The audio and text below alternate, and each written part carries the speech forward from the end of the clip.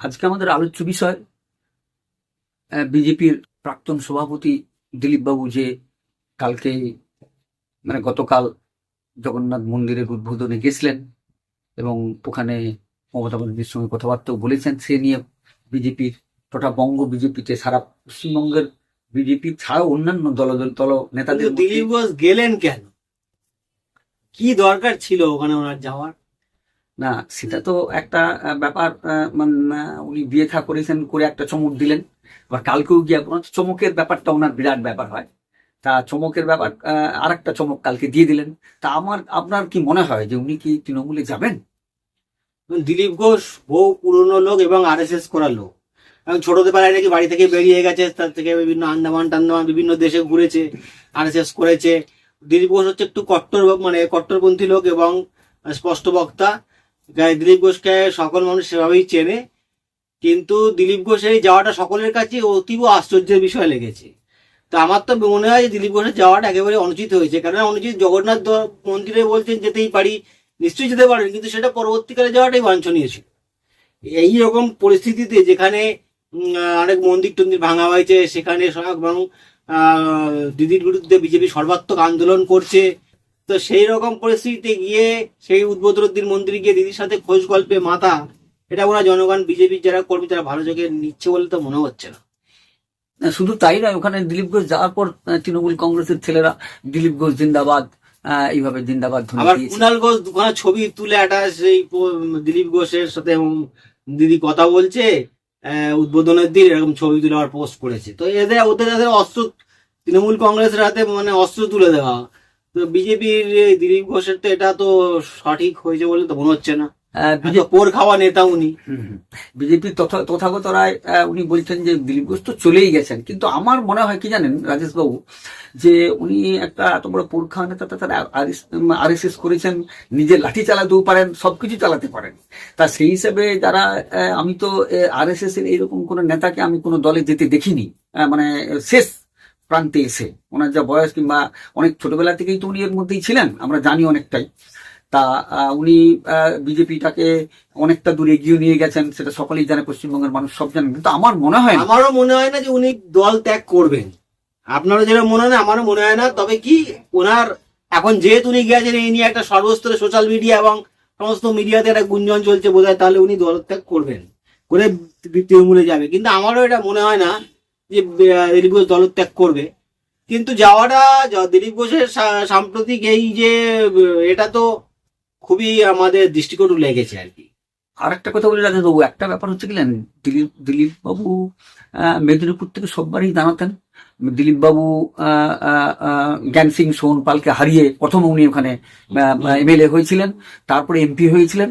কিন্তু আমার মনে হয় যে দিলীপ বাবুকে সেই সময় দুর্গাপুরে ঠেলে দেওয়াটা একদম সঠিক। সেই সময় থেকে উনি মানসিকভাবে আঘাত পেয়েছেন এটা। এবং আপনি খেয়াল করে দেখবেন, যখন লিস্ট ডিক্লেয়ার হচ্ছিল, দিলীপ ঘোষের নাম প্রথমে, দিলীপ ঘোষের নাম অনেক পরে গিয়ে ডিক্লেয়ার হয়েছে। ওই সিটে দিলীপ ঘোষ দাঁড়াতে চাননি। দিলীপ ঘোষ মেদিনীপুর সিটেই দাঁড়াতে চেয়েছিলেন, ওনার জেতা সিট। স্বাভাবিকভাবে ওনাকে যে জেতা সিট থেকে সরিয়ে, এবং সেই সিট উনি কাজকর্ম করেছেন, 5 বছর ধরে জনসংযোগ করেছেন, তারপরে ওনাকে সরিয়ে দিয়ে একটা অন্য সিটে পাঠিয়ে দেওয়াটা সঠিক হয়নি। আর সেখানে অগ্নিমিত্রা শেষ সময় সেটাও সঠিক হয়নি।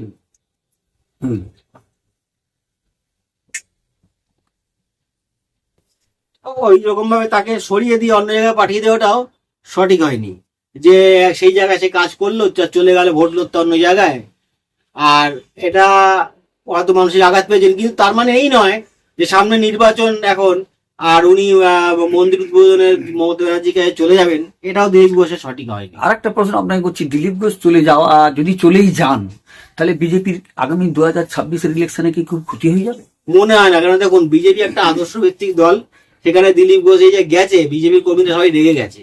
এমন নয় কেউ দিলীপ ঘোষের তার জন্য গুণগান গাইছে যে দিলীপ দাস যা করেছে ঠিক করেছে, দিলীপ ঘোষের সাথে আমিও চলে যাব, এরকম পাবে না। একজন দুজনকেও পাবে না, হয়তো 2-4-5 জনকে পেতে পারে। এখানে বিন্দুমাত্র ক্ষতির সম্ভাবনা নাই। তবে কি, এটা না হওয়াটাই বাঞ্ছনীয় ছিল। তার মনে হয় না আমার দলত্যাগ উনি করবেন। যদি একান্ত করেন সেটা ওনার, কেননা এই সামনের বারে যে আদৌ এই বর্তমান সরকার থাকবে কিনা সে ব্যাপারে যথেষ্ট সন্দেহের অবকাশ কিন্তু রয়েছে। এখন বিজেপির যারা এখানে নেতা আছেন তারা চুপচাপ আছেন এই বিষয়ে। শুভেন্দু অধিকারী ছাড়া, তথাগত রায় ছাড়া আর কাউকে কিছু বলতে শুনতে পাচ্ছেন, এবং দিল্লির নেতারাও এর মধ্যে চুপচাপ। এখন সেটা দেখুন আগামী দিনে। এখন দেখুন সর্বভারতীয় লিডারশিপ কিন্তু এই মুহূর্তে পুরোপুরি ব্যস্ত কিন্তু ওই আমাদের যুদ্ধ সংক্রান্ত ব্যাপারে। দাদা এখন এই ব্যাপারে মন্দির উদ্বোধনে কে যাচ্ছে সেই নিয়ে চিন্তা করা বিন্দুমাত্র সময় নেই বা অবস্থাও নেই। বর্তমান সময়ে যেরকম পাকিস্তানকে কেন্দ্র করে যুদ্ধের পরিস্থিতি তৈরি হয়েছে, এবং এই যে বিষয়টাকে যদি মোদী ঠিকভাবে অতিক্রম করে, তো আগামী আর দুটো তিনটে লোকসভা নির্বাচন মোদীকে কেউ আর সরাতে পারবে না। তো তাদের ফোকাস এখন সেদিকে।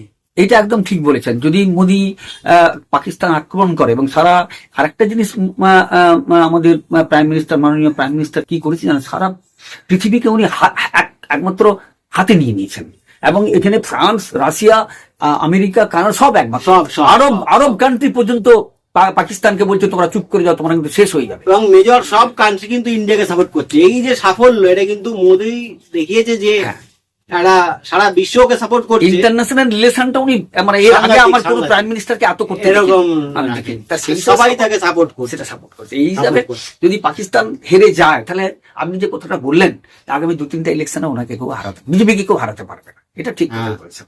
দেখুন, আর ওই গতবারে যে ওই একটা এয়ার স্ট্রাইক হয়েছিল, তারপরে সেই প্লেন আমাদের ঠিক ছিল না, সঙ্গে সঙ্গে উনি কি করলেন, রাফাল প্লেনের অর্ডার দিয়ে দিলেন। অনেক রাফাল প্লেন চলে এসছে।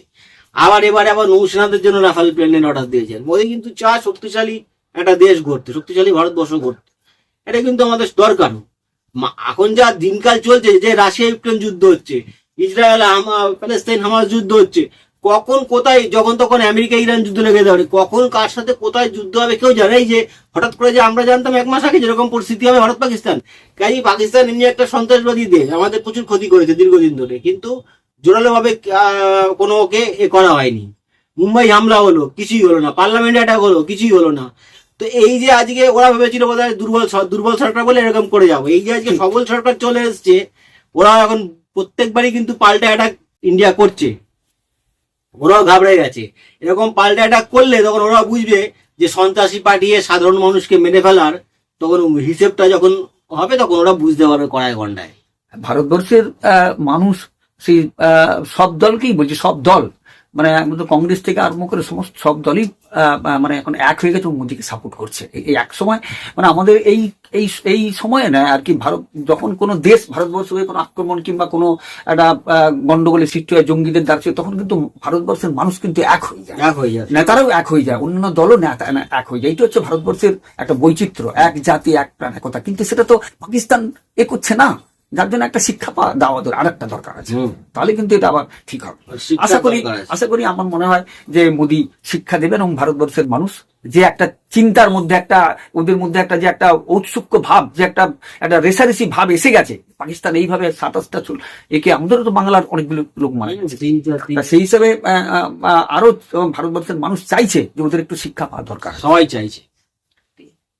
আর এমত অবস্থায় সে সর্বভারতীয় নেতৃত্ব ওই দিকটায় পুরো ব্যস্ত।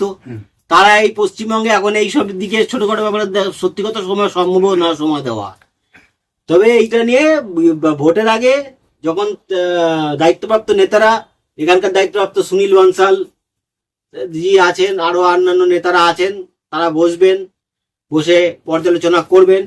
তবে শুভেন্দুবাবু যেভাবে আন্দোলনটাকে এগিয়ে নিয়ে যাচ্ছেন, এবং যে টিট ফর ট্যাট মানসিকতা দেখাচ্ছেন, টিট ফর ট্যাট, এটাই কিন্তু যে কোনো লড়াইয়ে, মমতা ব্যানার্জি যখন সিপিএম এর এগেন্সে লড়তে এভাবেই লড়েছিল, প্রত্যেকটা ক্ষেত্রে সিপিএম কে 1 ইঞ্চি জমি ছাড়েনি। তো শুভেন্দুবাবু সেরকম ভাবেই এনাকে জমি ছাড়ছে না, এটাই করা উচিত। কালকে রাজেশবাবু আপনি হয়তো একটা খবর জানেন, হয়তো জানেন কিনা, শুভেন্দুবাবু কালকে যে সনাতনী সমাবেশটা করেছিল, তাতে 3000 হাইকোর্ট বলেছিল, কিন্তু ওইখানে বসে উনি 9টা মন্দির কালকে কিন্তু উদ্বোধন করেছেন, ভার্চুয়ালি করেছেন। হ্যাঁ, ক্ষতিগ্রস্ত হয়েছে, যেগুলো করেছেন, এবং সেটা নিজের ক্ষমতায় নিজের এতেই করেছেন। তা সেইভাবে উনি যেভাবে এগিয়ে যাচ্ছেন, এই মুর্শিদাবাদ নিয়ে, এইসব নিয়ে যেভাবে উনি মানুষের পাশে দাঁড়াচ্ছেন এবং যেভাবে লড়াইটা করে যাচ্ছেন, আমার মনে হয় যে আগামী দিনে মানুষ বুঝবে, এবং এর বিরুদ্ধে নিশ্চয়ই 2026-এ একটা কোনো কিছু হবে। তাতে দিলীপ ঘোষ থাকুক না থাকুক, চলে যাক, তাতে বিজেপির কোনো যায় আসে, ব্যক্তির কোনো অত কোনো ভূমিকা নেই। মতাদর্শের ভূমিকা আছে, কাজের ভূমিকা আছে। ব্যক্তি আজ আছে কাল নেই, কে কোনো ব্যক্তির জন্য কোনো কিছু আটকে থাকে না। আজকে বাজপেয়ী যখন ছিল, লোকে বাজপেয়ীকে অনেকে করেছে, বাজপেয়ী আজকে নেই, পরলোক কত হয়েছে। তখন আরো মোদিজি এসেছে, যখন বাজপেয়ী ছিল তখন ছিল যে এই বিজেপির সেরা। আজকে যে বাজপেয়ী যখন অবর্তমান, মোদি হয়তো হয়তো বাজপেয়ীর মতন অত সুন্দরভাবে কথা বলতে পারে না, বা হয়তো কাব্য জ্ঞান নেই, বাজপেয়ী যেমন কবি ছিল হয়তো ওরকম নেই, কিন্তু মোদি যেভাবে চালাচ্ছে তাতে তো লোক বলছে যে আরো সাংঘাতিক ভাবে দেশ চালাচ্ছে। মেন উনি ইন্টারন্যাশনাল রিলেশনটাকে এমন ভাবে একটা মানে গিয়ে করে ফেলেছেন, বিশেষ আমেরিকা, রাশিয়া, ফ্রান্স, পৃথিবীর ইংল্যান্ড, এই 5টা দেশ যারা শক্তিধর তাদেরকে এক করে আপনার পাকিস্তানের বিরুদ্ধে একটা একটা জনমত তৈরি করেছে। এটা অস্বীকার করা, এটা অস্বীকার করা। আর এখানে দেখা যাচ্ছে যে আহ, দেখুন এই যে সিন্ধু জল চুক্তি বাতিল করে দিল, কজনের এরকম সাহস আছে? বলছে 60 সালে না কবে সালে চুক্তি ছিল, আমরা মানি না। পরিষ্কার কথা, তোমরা আমাদের লোককে এসে মেরে যাবে, লুকিয়ে লুকিয়ে করবে, আর তোমাদেরকে আমরা জল দেবো, ওদের চুক্তি আনতে চুক্তি মানি না। এরকমই দরকার, যারা যেরকম, তোমরা ভদ্রলোক না হও তো আমরা তোমাকে জল দেবো, এটা হয় কখনো? হ্যাঁ, পাকিস্তানের এখনো সময় আছে, যদি ওরা এখন এসে আমাদের ভারতীয় সরকারের সঙ্গে যোগাযোগ করে এবং ভবিষ্যতে এই জঙ্গিদের একটা বিরুদ্ধে কোনো একটা অ্যাকশন নেওয়ার কথা বলে, ভারতের সঙ্গে যে একটা যদি সহমত পোষণ করে, টাইম আছে। ভারত শান্তির প্রতীক। হ্যাঁ, ওদের দেশে যেসব জঙ্গিরা রয়েছে, যারা আশ্রয়স্থল, ওই যে হাফিজ সৈয়দ সহ আরো অনেকে আছে, বিভিন্ন যে জঙ্গি সংগঠন রয়েছে, লস্কর তৈবা আরো যে সমস্ত রয়েছে, যে যারা মাথাগুলো, সেগুলোকে পাকিস্তান ধরুক উপযুক্ত শাস্তি দিক, যুদ্ধ হওয়ার প্রশ্ন নেই। এরা পাচ্ছে, সেগুলো করবে না, তাহলে কিভাবে হবে? পাকিস্তানের আর কি আছে? ভারতবর্ষ দেখুন 5000-এর বেশি পুরনো সভ্যতা। হ্যাঁ, ভারতবর্ষের সভ্যতা 5000 বছরেরও বেশি পুরনো সভ্যতা। মুখের কথা নয়, খুব কম দেশই আছে পৃথিবীর বুকে এত পুরনো সভ্যতা। আর ভারতবর্ষ কখনোই নিজে থেকে গায়ে পড়ে কারোর সাথে যুদ্ধও করতে যায় না, তখনই যায় না। ভারতের ভেতরে ঢুকে সকলে করেছে, কিন্তু ভারত কারোর সঙ্গে যুদ্ধ করতে সেভাবে যায় না। শান্তির প্রতীক ভারত। এখনো সময় আছে, যেটা আরবের এই বলেছে যে পাকিস্তানকে বলেছে তোমরা এক্ষুনি ভারতের সঙ্গে মানে সহমিল করে নাও, নাহলে কিন্তু তোমাদের দেশ আর থাকবে না। আরব কান্ট্রি, যেটা মুসলিম কান্ট্রি, সেই বলে দিয়েছে। এই হচ্ছে ব্যাপার। ভারতের সাথে তো যে আরবের সমস্ত ইসলামিক কান্ট্রি ভালো সম্পর্ক, কোনো তো খারাপ সম্পর্ক নেই। কেন খারাপ সম্পর্ক থাকতে হবে? এই পাকিস্তানের সাথেই আর এই সাম্প্রতিক কালে এই বাংলাদেশ একটু অন্যরকম গড়বড় করছে। আগে বাংলাদেশের সাথে ভালো সম্পর্ক ছিল, এই সাম্প্রতিক কালে বাংলাদেশ খুব একটুখানি লম্পজম্প শুরু করেছে। আপনি একটা খবর জানেন কিনা জানি না, আমাদের চিন্ময় প্রভু জামিন পেয়ে গেছে, জামিন ভয়ে এটা করলো, ওকে করলো, সত্যি ভয় করলো, মানে মানে দেখলো যে আর কোনো উপায় নেই। হ্যাঁ, বুঝতে পারছেন, এক মিসাইল মারবে, উড়ে চলে যাবে, বুঝতে পারছেন, সে ভয়ের চোটে ওকে চিন্ময় প্রভুকে কালকে ছেড়ে দিয়েছে। এটা একটা খুব এতদিন জামিন পায়নি, হঠাৎ জামিনটা পেয়ে গেল কি করে, এটা হচ্ছে কথা আর কি। যাক, আজকে যে আলোচনা হলো খুব ভালোই লাগলো। দেখুন আগামী দিনে কি হয়। আপনার আগামী দিনে আমাদের নজর থাকবে, আর নতুন নতুন, হ্যাঁ, সেই অনুযায়ী আমরা এসে আলাপ আলোচনা করবো। নমস্কার, ধন্যবাদ।